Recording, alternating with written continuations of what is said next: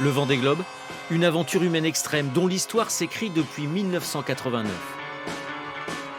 Un tour du monde en solitaire sans aucune assistance que l'on doit à Philippe Gentot. Avec quelques copains, Perron, Poupon, Lamazou, Gauthier, ils sont 13 au départ à se lancer dans un mano à mano avec les océans. Titouan Lamazou boucle ce premier tour du monde un peu dingue en 109 jours.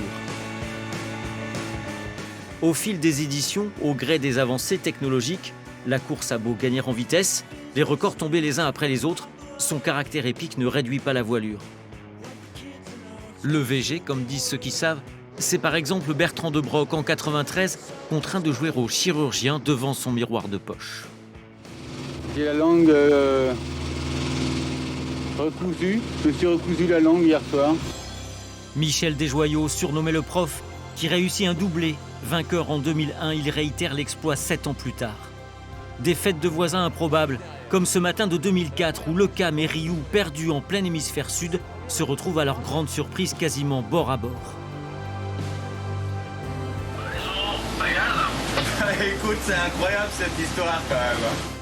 Des duels homériques entre Gabard et Lecléache en 2012, qui dans les mers du Sud ne cessent de se jauger, de se dépasser pour arriver au sable après 78 jours de course avec 3 heures d'écart seulement. Et puis des coups de main héroïques. Poupon, aidé par Perron avec une manœuvre devenue légendaire. Yann Eliès, immobilisé par une fracture de la hanche, rejoint par Marc Guillemot. Quand t'as besoin d'appeler, t'hésites pas, je suis là et t'hésites surtout pas. Jean Lecam, abrité sous la coque de son bateau, récupéré par Vincent Rioux. Ça y est, je l'ai trouvé.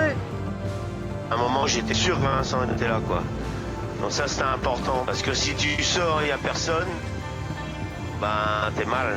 Et dans la dernière édition, Kevin Escoffier, littéralement sauvé par ce vieux briscard de Lecam, après 12 heures passées sur un radeau de survie. En 4 secondes, le bateau il a planté, l'étrave elle s'est repliée à 90, j'ai mis la tête dans le cockpit, il y a une vague, j'ai eu le temps d'envoyer un texto, la vague après elle a tout fait chanter, l'électronique et tout.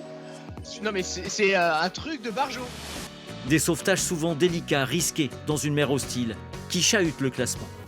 En 2021, parce qu'il s'est dérouté lui aussi pour porter secours à Escoffier, Yannick Bestaven bénéficie d'un bonus de points qui lui permet de devenir le vainqueur du 9e Vendée Globe.